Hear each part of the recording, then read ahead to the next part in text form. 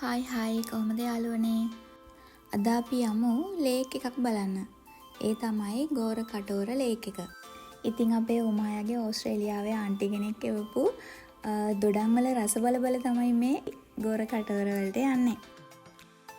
ඉතින් මේ යන ගමනේදී මගක් දුර අපිට යන්න උනේ අශ්ව කරත්තෙන්. ඉන්දියාවට ආපු දවසේ ඉඳලා මම අශ්ව කරත්ත දැකලා තිබුණට කවදාවත් අශ්ව කරත්තක ගිහිල්ලා තිබුණේ නැහැ. මට ඉතින් ලොකු ආසාවක් තිබුණා මේකක යන්න. කොච්චර ආසාවෙන් හිටියත් මට නම් ගොඩක් දුක හිතුණා. ඒත් සංචාරකයන්ව මේ පාරේ එක්කන් යන්නේ අශ්ව කරත්ත වලින් නිසා අපිට යන්නම වුණා. දැන් අපි මේ පහු කරගෙන යන්නේ ජීවක අඹ වනය.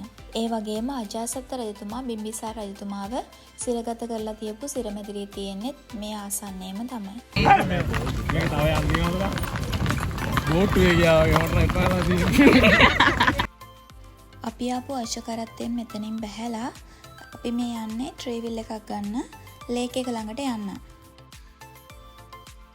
ලස්සන තැන් වලට යන්න තියෙන්නේ දුෂ්කර පාරවල් වලින් කියනවා වගේ මේ යන පාරත් ටිකක් දුෂ්කර පාරක්.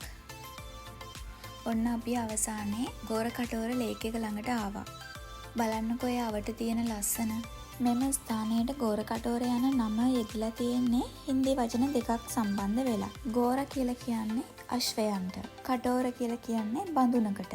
ඉතින් ප්‍රදේශවාසීන්ගේ ජනප්‍රවාදවලට අනුව මේ ස්ථානයේ අශ්වයන්ට ජලය පානය කිරීමට ඉදිකර ඇති ඉලක් නිසා තමයි ගෝර කටෝර එහෙම නැත්නම් අශ්ව බඳුන කියලා නම යෙදලා තියෙනවා කියලා ජනප්‍රවාදවල සඳහන් වෙන්නේ.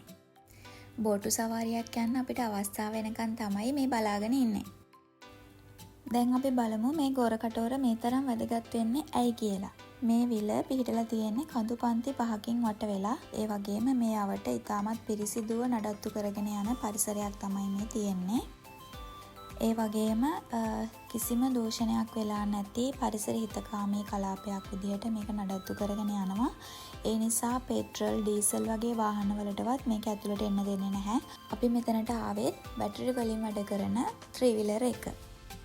මෙහි පොලිතින් භාවිතයත් අවම කරලා තියෙනවා. ඒ නිසා ඒ අවට තියෙන කිසිම වෙළඳසැලක පොලිතින් භාවිතයක් තියෙන කිසිම දෙයක් අලෙවි කරන්නේ නැහැ. මේ විලේ තියෙන අනිත් ප්‍රධාන ලක්ෂණය තමයි විශාල බුද්ධ ප්‍රතිමාව. ඒක පිහිටලා තියෙන්නේ විල මැද. මෙම බුද්ධ ප්‍රතිමාව අඩි 70ක් පමණ උස ලෝකඩ වලින් නිර්මාණය කරපු අභය මුද්‍රාව පෙන්눔 කරන බුද්ධ ප්‍රතිමාවක්. මේ ආසන්නයේම තමයි ගිජ්ජ කූටය පිහිටලා තියෙන්නේ. එතකොට මේ විලට ජලය පුරවන්නේ ස්වභාවික වැසි ජලයෙන් වගේම කඳු පන්ති වලින් ගලාගෙන යන ඇලදොල පාරවල් වලින් කියලා තමයි කියන්නේ.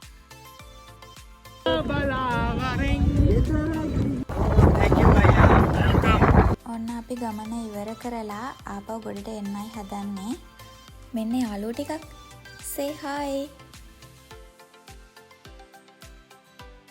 දවල්ට කෑම කන්න අපි ගියේ අපේ සුපුරුදු රෙස්ටුරන්ට් එක පංජාබ් රෙස්ටුරන්ට් එකට.